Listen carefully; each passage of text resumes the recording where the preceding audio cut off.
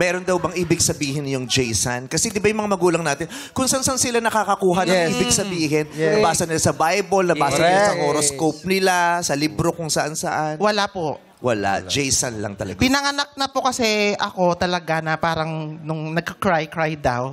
Parang ano na siya, ay babae yata. So, parang ganon. De, paano ka ba nag-cry nung bagong labas ka? Kasi usually, Ganon. Paano?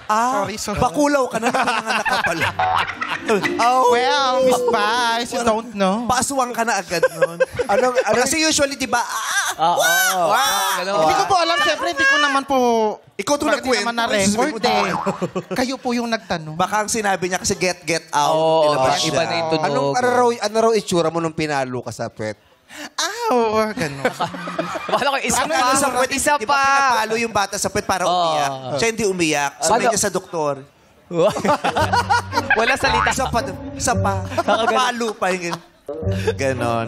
Ano pong trabaho niyo? Admin officer po sa Wawang Pulo Elementary School under the office of the principal po. Oo. Pag admin officer, di ba madaming admin officers? Nasa administration office kayo, tapos kayo ay staff doon. Ano, specifically, ano po yung ano nyo? Position? Property custodian po. Ang hawak po namin yung mga dumadating po ng mga properties ng school like computers, textbooks po. Yun po yung pinamimigay sa mga bata, sa mga teachers, office supplies.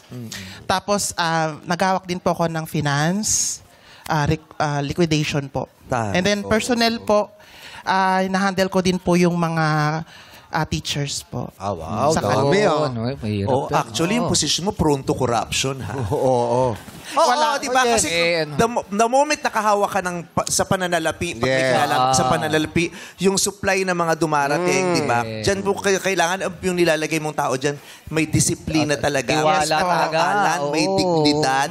But I'm very confident po, Miss Vice, na very transparent po ko sa lahat Yun ang ng maganda. ginagawa. Yan ang maganda. Kasi, Miss Vice, gusto ko pong sabihin talaga na yung mga sinasabi niyo po over sa TV, ano po yun, gusto ko rin pong maging eye-opener po kung ano po yung nangyayaring situation natin dito sa bansa.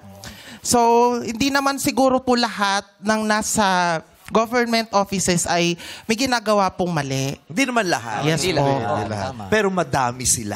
Yes po. At hinuhuli na po. Ha? Hinuhuli po. Wala pa. Oo, pinapaasa pa lang tayo pero wala pang nahuhuli. After 100 days, wala pa. Yung ganyan. Yes po. Pinapaasa pa lang tayo. Pero maraming salamat dahil nagsisimula sa'yo, di ba? Kung di natin maasahan sa kanila, magsimula sa atin. Opo. Di ba? At ikinararangal kita. Thank you po. At syempre gusto ko rin pong, sorry po Miss Vice, gusto ko rin pong itayo yung bandera po ng, kagaya po natin, na kumbaga bigyan po tayo ng respeto sa loob ng eskwelahan. Kasi, di ba, syempre sa lahat po sa ibang government offices po, open na po sila. Pero syempre, gusto ko rin pong maging, itong programa po na ito ay maging eye-opener po. Na kami po ako po bilang bakla, maging isang ehemplo po ng mabuting empleyado po. Anong eskwelahan mo?